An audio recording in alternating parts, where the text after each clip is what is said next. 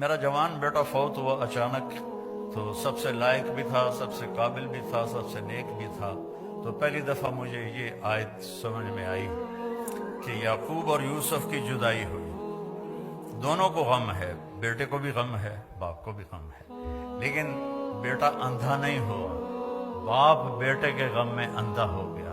وَابْيَضَّتْ عَيْنَاهُ مِنَ الْحُزْنِ فَهُوَ كَظِيمٌ، یوسف کے غم میں ان کی آنکھیں ختم ہو سفید ہو گئیں، یعنی یہ جو درمیان والی پتلی ہے یہ بھی غائب ہو گئی۔ اتنا دکھ دیکھا، جیسے بچپن جیسے پیدائشی اندھے ہوتے ہیں ان کی پتلی نہیں ہوتی، اس طرح غم تھا کہ پتلی غائب ہو گئی 40 سال۔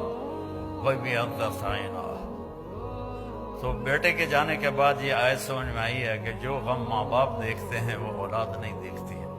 ماں سامنے گئی، باپ سامنے گیا، چاچے سامنے گئے، تائے سامنے گئے، کزن سامنے گئے، لیکن عاصم کا جانا کوئی اور طرح کا ہی تھا۔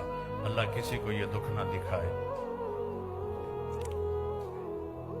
قبر میں ہوتا، آپ تو مستورات ہیں، ہم لوگ قبر میں اتارتے ہیں جب ایک تاریک کوٹھڑی میں، تو دل ہل جاتا ہے، لیکن سب سے زیادہ جو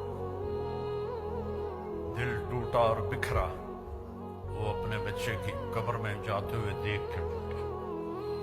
تو یوسف علیہ السلام کے لیے یعقوب علیہ السلام کی آنکھیں سفید ہو گئیں، لیکن اپنے بچوں کو ایک دفعہ بھی نہیں کہا کہ تم نے میرے بیٹے پر زیادتی کی اور اس کو تم نے تباہ کر دیا، ایک دفعہ۔ آخر کار یوسف بھی مل گئے اور بچوں کو بھی توبہ کی توفیق نصیب ہو گئی۔ بچہ برائی کرے، غلط کرے، بچی کرے، اس کو سینے سے لگاؤ، اس کو پیار دو، آپس میں بھی پیار محبت سے رہو۔ خامد اور بیوی آپس میں لڑ پڑیں اور پھر صلح کر لیں تو ان کے پچھلے سارے گناہ معاف ہو جاتے۔ اللہ کو یہ اتنا پسند ہے یہ عمل۔